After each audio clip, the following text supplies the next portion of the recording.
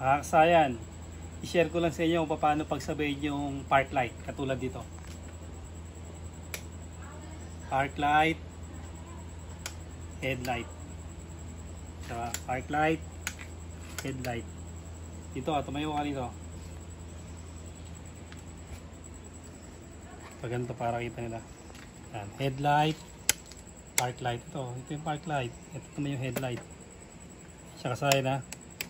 Park light, headlight. Para makikita siya ng maayos, dito mo iharap.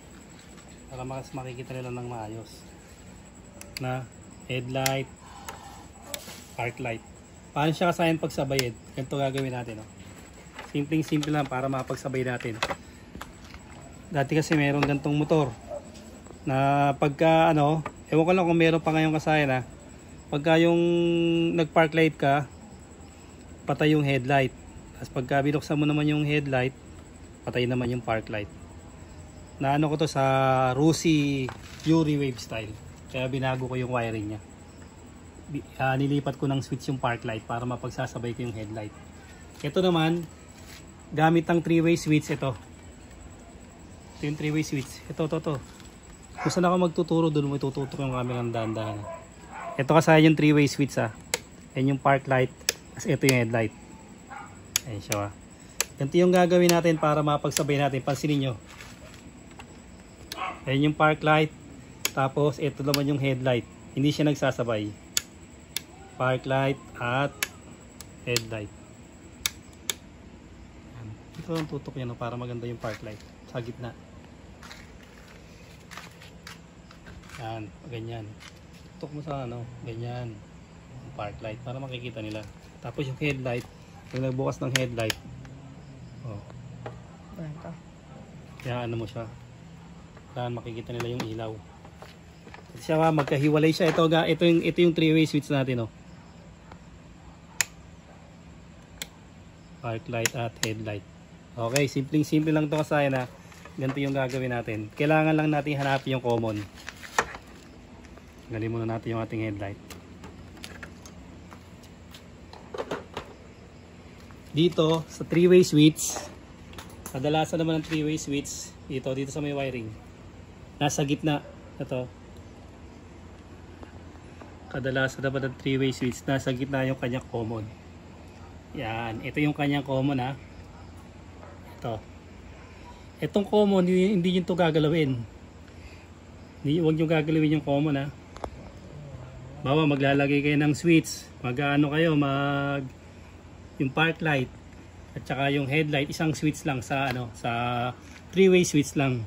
Magsasabay sila pagka nag park light at saka nag headlight kayo. Ito siya Ito yung gagawin natin. Ito yung headlight. Ito yung headlight Tapos ito naman yung park light. Ito nandito. Tignan natin yung pormahan. Ito yung nasa may dulo Ito yung park light nasa may dulo. Tignan natin dito. Ito. Tignan natin sa dulo wala dito sa kabila. Yun yung park light. Tutok mo yan dito. Etong dulo na to. Yan, to. Ang pindot hindi rito ang pindot ng park light nandito. Tapos yung headlight natin ang pindot sa kabila. Tingnan mo kung nakabukas yung headlight. Ito. Malalaman mo yung pag nakabukas yung headlight dahil siya mag-high beam. Ayan siya. Yan yung headlight Ito yung park light. Ito yung headlight. Ayun. Naka-high beam siya. Okay, kailangan lang natin ditong gumamit ng ng diode. Ito siya. Ito yung diode natin. Ito yung pinakatatandaan nyo sa diode Yung may marking ng gray. Yan may marking ng gray Ilalagay natin yun sa park light.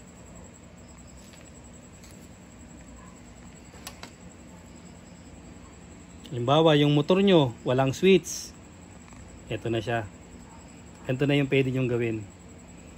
Yung mga stator drive, walang switch. Pagbukas, Naka-aho pa siya, automatic headlight on. Ito siya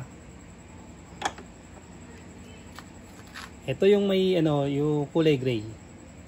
Ito yung lalagyan natin sa park light. Ito yung park light Yung park light natin, ito. Lalagyan natin dito sa yung park light.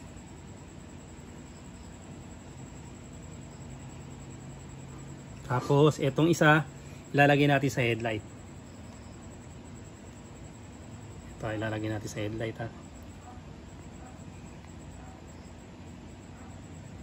Yan, ilagay na natin. Yung kasi pag tayo magpa-park light, ito yung park light natin. Ayan siya. Park light, tapos headlight. Yan, bukas na rin yung headlight natin. Ilalagay na natin.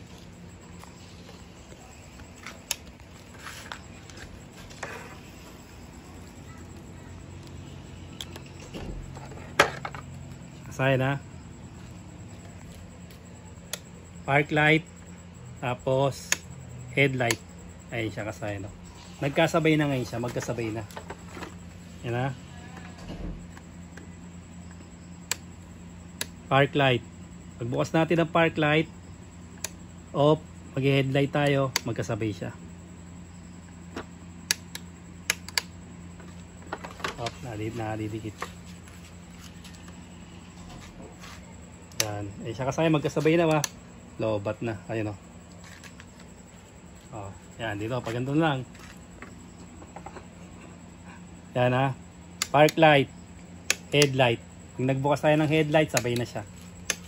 Lobat na kasayan to. Kaya ganun. Pero okay na siya Park light, headlight.